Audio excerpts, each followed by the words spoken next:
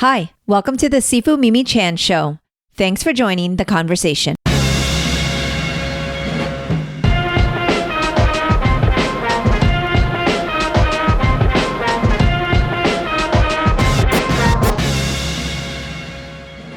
In this episode, I share a lot of frustration, or rather about frustration. It's a solo podcast so hang in there with me. Special thanks to my friend, Coach Dan John, for generously providing the content for this episode. Be sure to subscribe to his Wandering Weights newsletter to explore the original post that sparked my inspiration. After all, I must admit, I shamelessly borrowed his line, "You are not good enough to be frustrated." As always, though, please rate my podcast on your platform of choice and share it with others. If you would like to support with a donation to help keep this podcast going and support the work I do, I would really appreciate it.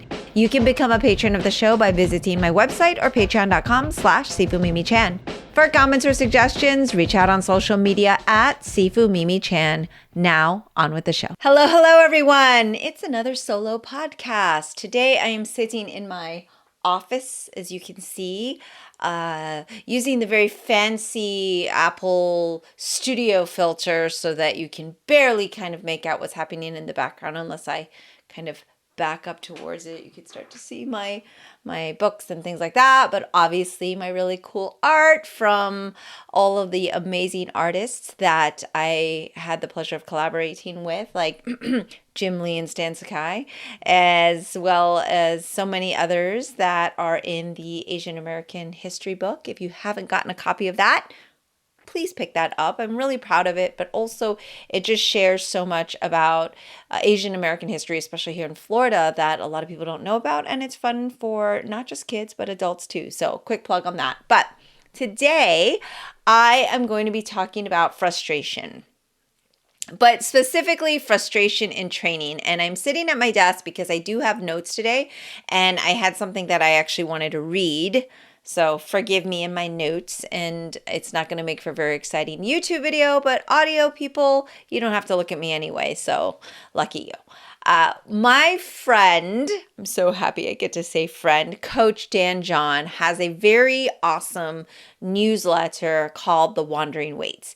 And for those of you who subscribe to my podcast, hint, hint, if you don't, please do, you'll hear Dan and I discuss T.H. White's The Sword and the Stone about quarterly. So we've been kind of going down and breaking the storyline and themes of it and how it pertains to modern life today, but also just kind of the impression this book has had on us. I am a huge fan of Merlin and all things of that nature. And when I found out that he was an aficionado, like just an expert in this book, I was so excited to go on this journey with him. So I'm really grateful that he is my friend and we get to have such wonderful conversations, in-depth conversations. But he has this really wonderful Wandering Weights newsletter, little alliteration for you there.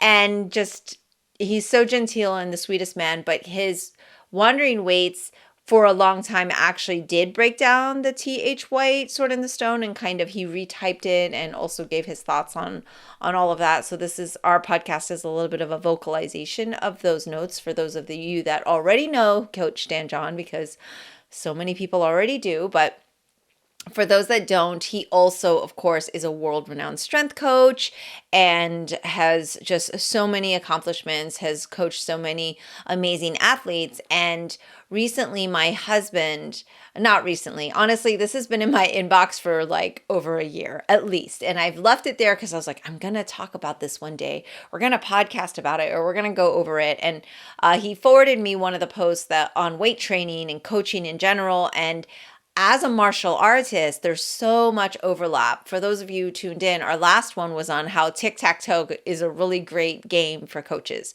Applies to all types of coaches, whether it's fitness, whether it's martial arts, whether it's, in something strategic like chess. There's like just coaching in general. And so this is a passage from his newsletter. And of course, I'm going to be reading it. So this is Coach Dan John.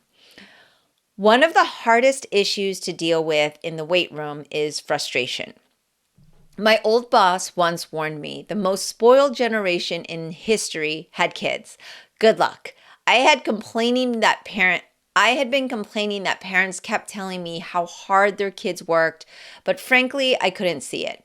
Sure, they drank sports drinks and energy drinks. Yes, they wore very expensive gear and had all the newest ways to taunt opponents and bring attention to themselves. But they didn't really understand hard work. After doing the Olympic lifts for a session or two, they still hadn't mastered it.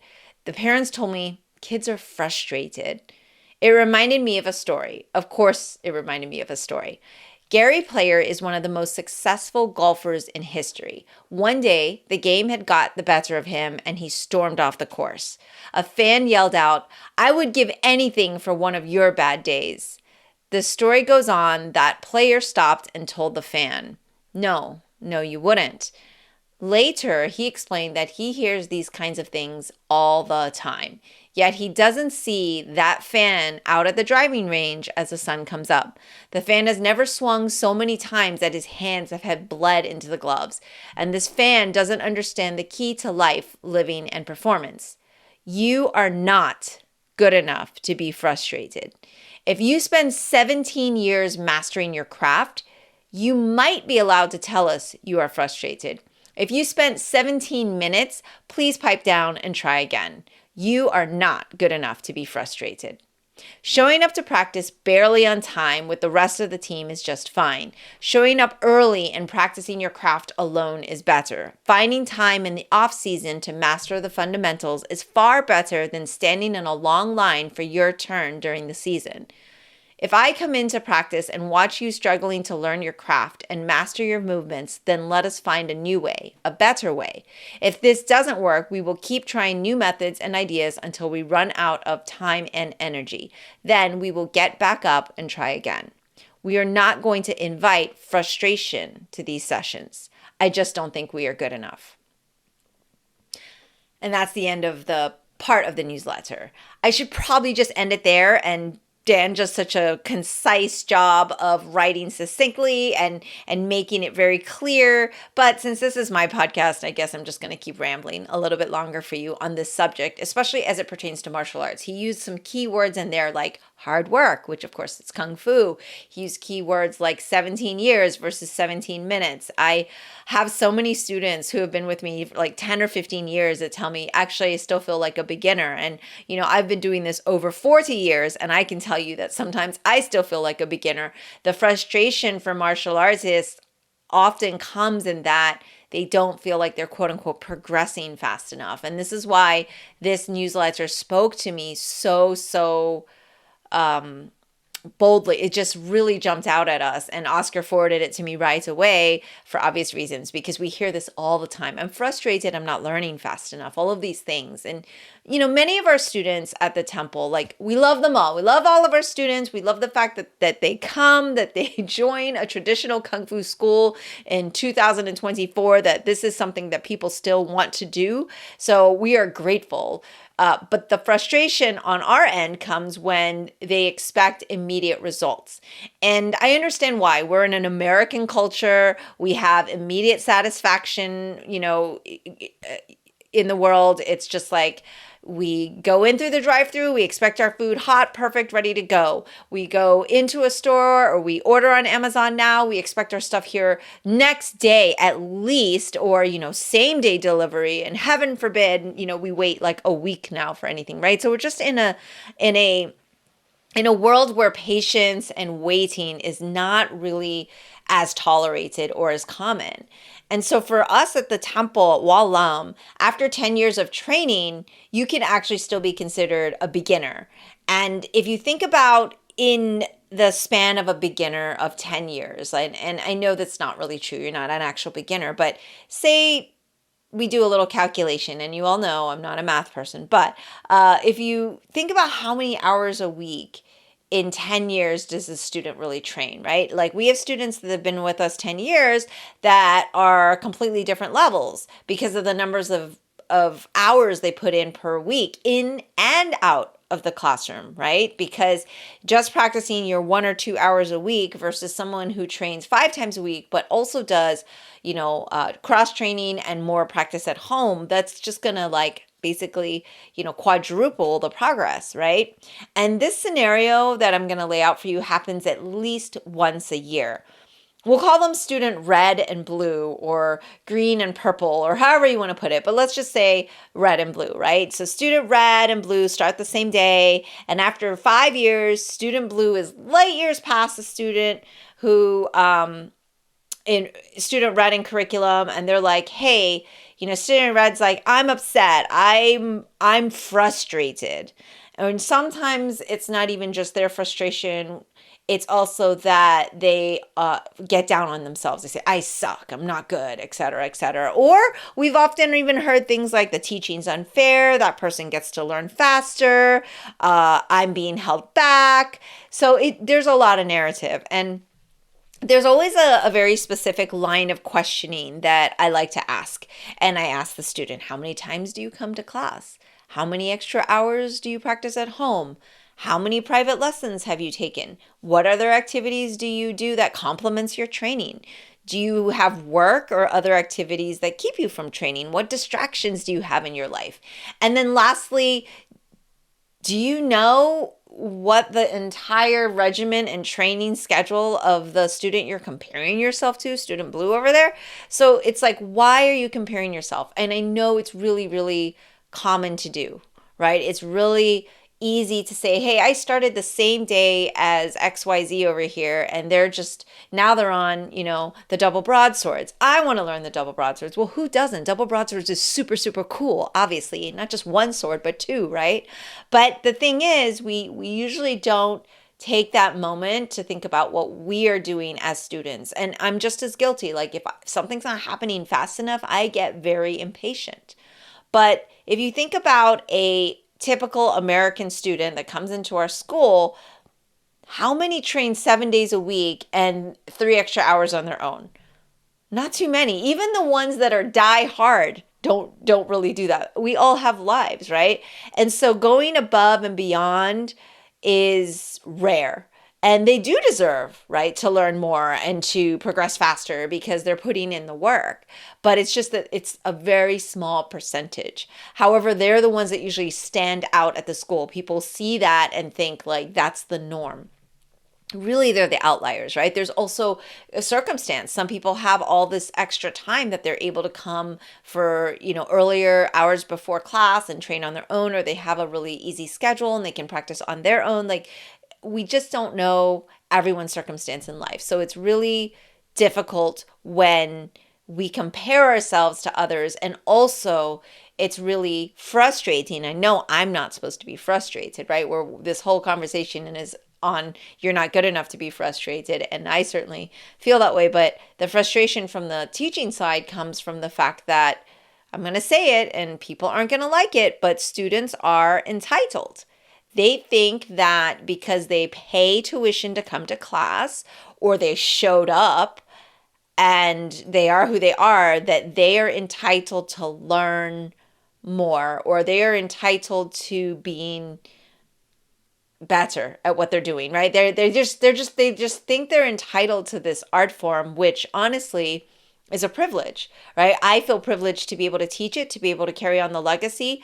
I feel very privileged that I've been entrusted and empowered to do so. And students in return should feel grateful and respectful and learn that patience and control and that Foji Dojun for us Wallin practitioners, right? And so it's like that sense of entitlement honestly creates a barrier to learning.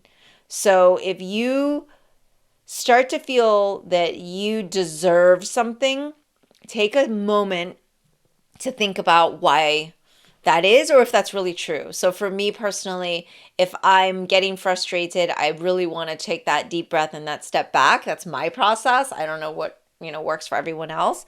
And I don't want to come across like I'm lecturing, but I know that when students are frustrated because someone else is learning faster, or I didn't get first place in the tournament, or I want to learn the whip chain and now I'm never going to get to learn the whip chain because you just told me it's going to take maybe 20 years. Just remember, thank you, Dan John, you are not good enough to be frustrated. I think it's a really great phrasing and way for us to kind of think about what should we be doing? What could we be doing more? And through that hard work and through those processes, we start to really discover ourselves. I mean, it may seem a little harsh, but this is also traditional Kung Fu, right? This is not the environment where we expect you to show up and everyone gets a trophy and everyone wins first place and everybody is lauded for just showing up. Like showing up isn't going to get you to the level that maybe you're striving for or that you are seeing as, being frustrated. And so again, I hate to be all like down on people here, but it's just that sense of entitlement that's very frustrating for us traditional and Kung Fu Sifus, because that was not how we were raised, right? And so the culture of traditional Chinese martial arts very much comes from a trusting system. So it also feels like a lack of trust in your teachers when you get frustrated. It means that you don't trust that we know where you should be, what you're doing. And I'm not saying people don't slip through the cracks and that we also as teachers make mistakes, but I think as a student myself, anytime I've been frustrated, it only took me a minute to go, wait a minute. I'm also not good enough to be frustrated. There's definitely a lot of questions you can start to ask yourself as to why. Why haven't I done this? I mean, I can just tell you right now, I'm frustrated. Boo-hoo me. I'm frustrated. My right hip's a little bit tweaky, and it's been tweaky for a while for a multitude of reasons, 40 fit foo, all the stuff. But honestly, I can't be frustrated because I know I'm not doing everything in my power on a daily basis to fix it. Am I doing all of the prehab rehab work? Am I doing all of the things I should be doing on it? Like, am I spending all day kind of making sure I'm tending to that? Am I getting out of the chair more often, as often as I should? No, I'm choosing other priorities. Regardless of how valid those priorities are, family, work, mental health, I still choose those things over my hip exercises. And so I can't be frustrated when I'm not the one doing the work. We ask all of our coaches to read Extreme Ownership by Jocko Willink and Leif Babin. And it may not speak to everyone because there's a very military tone and the examples given are, live action from the war and different examples. But the principle is just so on point, which is just take accountability for our own actions. Like own it.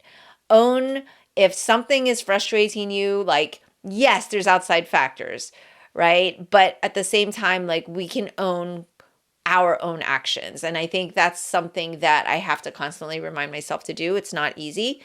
And it's really difficult, right? I often get the question, was Kung Fu training harder, quote unquote, back in the day?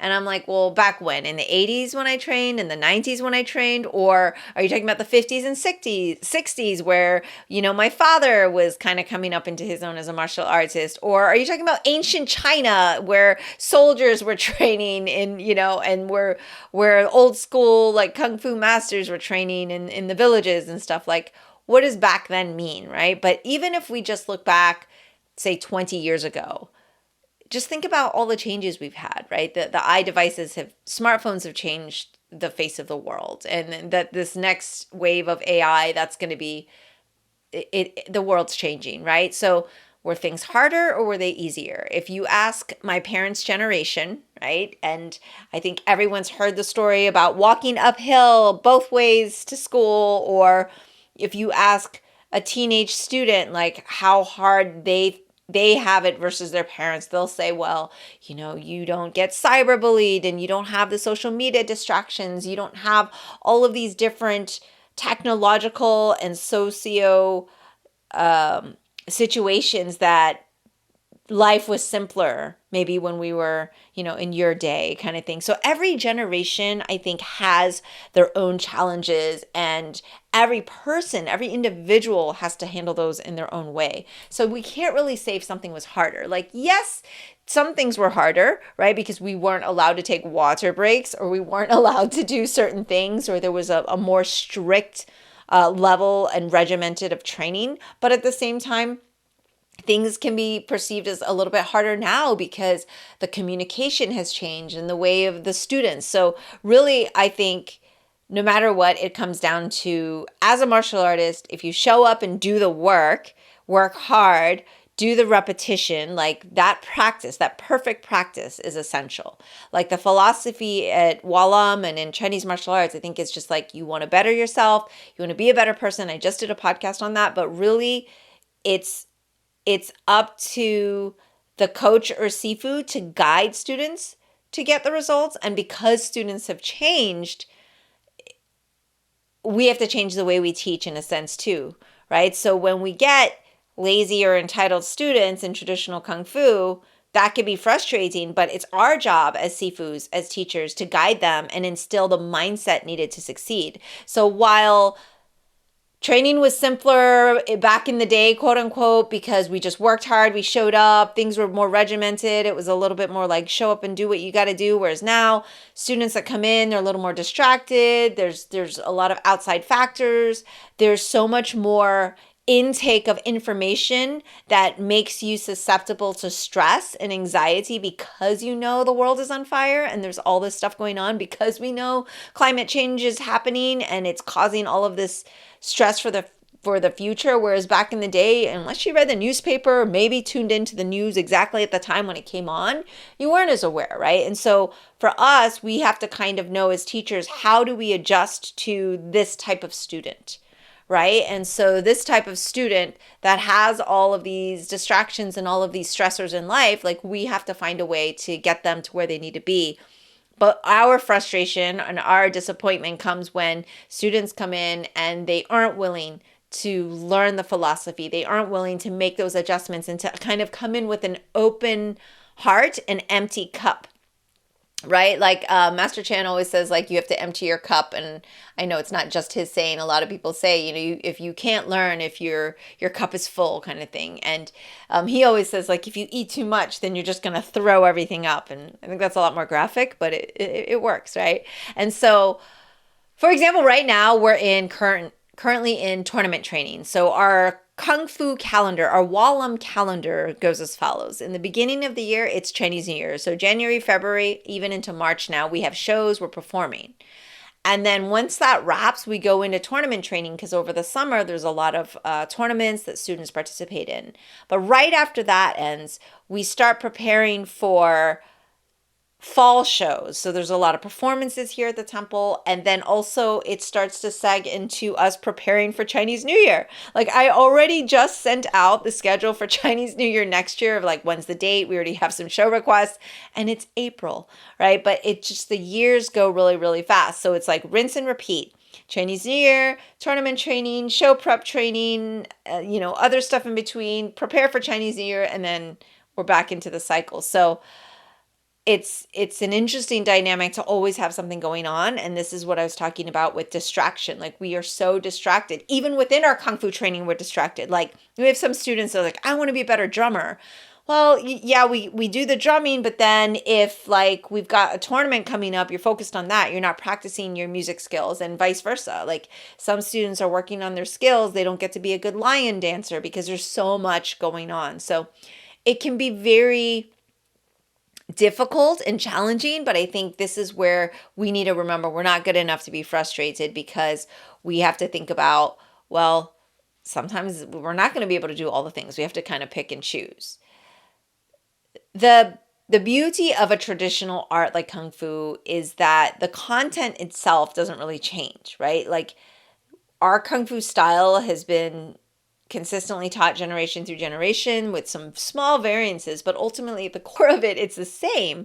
But what changes is the nature of the students. And so we then update our level of teaching, right? And so we're trying to combat the YouTube generation and TikTok generation of kids who are distracted.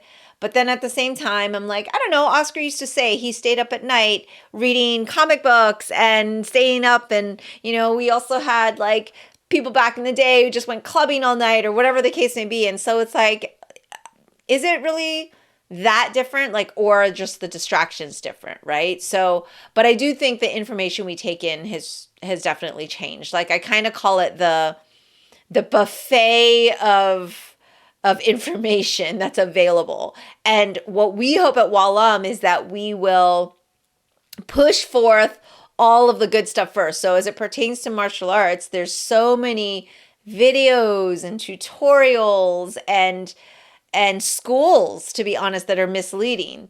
So if you go to a buffet where the first thing you see are Cheetos, ice cream, pizza, chicken nuggets, and French fries, yeah, talk about a junk food day, right? No judgment here, because I crave that stuff as much as the next person, and there's no judgment, but there's really no substance, right? Like, there's no lean protein and veggies. But what if those were like hidden at the back of the buffet in a secret room that's not accessible, and you just eat what you see first, right? Especially if it's appealing to you, right? So after eating all that, though, you're not really satiated. You end up maybe even sick. So there's a buffet of Kung Fu options as it pertains to the YouTube media and schools that just throw themselves out there in their slick marketing, but maybe there's no substance. And I don't mean this to be demeaning, but I would say it's important to, think about finding those quality instructors that really care about the well-being of the students and the style. And it doesn't even have to be traditional. This isn't just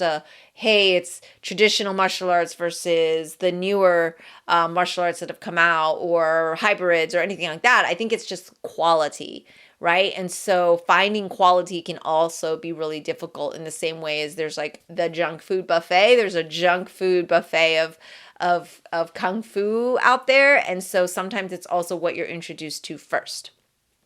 And what's sad is, like, to me, a lot of students don't know the difference. I've had conversations with other sifus of other styles, and they're always frustrated when a student shows up and they're like, oh, I've been with my school for 10 years and, but they closed down and now I'm here, but I was like a black belt, triple purple stripe level. And then we see them perform, or we see the basics they've learned, and it's really, really, hate to use the word, frustrating, but it's really sad, actually, that people just make shit up and then they self-proclaim themselves masters and they trick these students. Like, I see so many students that just, unfortunately, they just don't know any better. And you wonder how it's possible that someone can just follow blindly. But at the same time, when you've got the junk food buffet with all this stuff being thrown at you, you just take to the first thing you see. And if you feel good doing it, maybe there's some benefit. But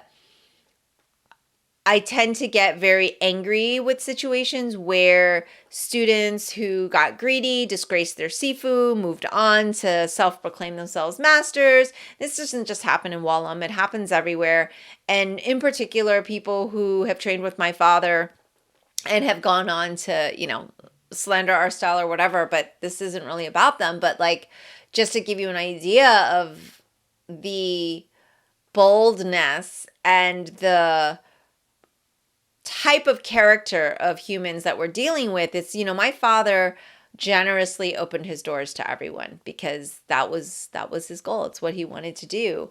And there's a difference between how he is and how a lot of other Kung Fu masters are. And there's no right or wrong here, but he was also very open. He would always invite his master friends, like Praying Mantis Master Zhang Pingdao or Sword Master Yi Xingwei, many masters from around the world. He would invite them to teach the Walam students because of their relationship. And a lot of them would never have done that if it weren't for the relationship with my father. So he was very open in allowing us, his own students, to learn from others, because he was never threatened by anyone, really. He was like, if they want to learn and they want to, so he wanted to also expose us to all of the best and allow us to have these small lessons, right? And so the part that really frustrates me, and to give you an idea of the type of characters I'm talking about at these junk food Kung Fu buffets, is that go on to open their own schools, is like, They will literally have taken just a 2-hour seminar with one of these masters. And I've seen this online.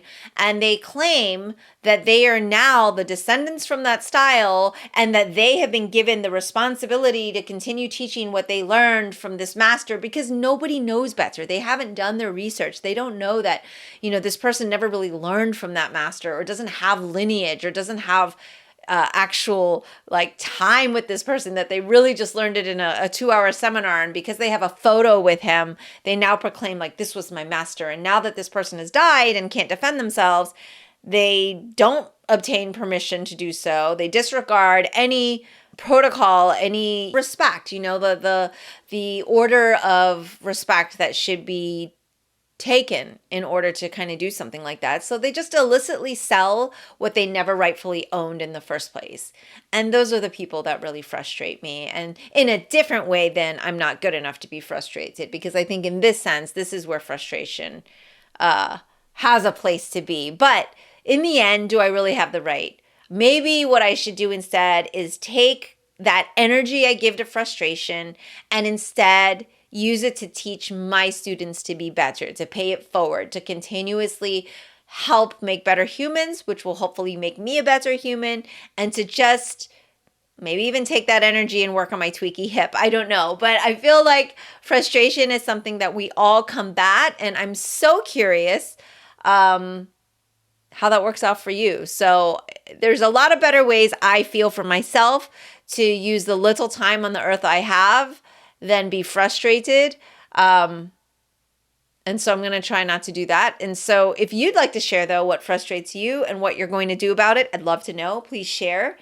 And that is my rant for the day. I still haven't come up with a catchy, rucka rant synonym. So I don't have one. If you have a clever way of telling me what you think a Sifu Mimi rant wording would sound like, a nice little catchphrase, let me know. But I would really actually like to hear what frustrates you, and then maybe come on, let me know what your plan is to do about it. I'm always willing to try to learn more. So thanks for listening, and have a great day. Be a little less frustrated.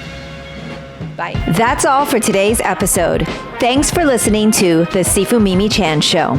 Please subscribe and rate my podcast on your platform of choice and leave a review. You can become a patron of the show at patreon.com/SifuMimiChan to help keep this podcast going. Follow me and interact on social media at Sifu Mimi Chan on Instagram or Facebook.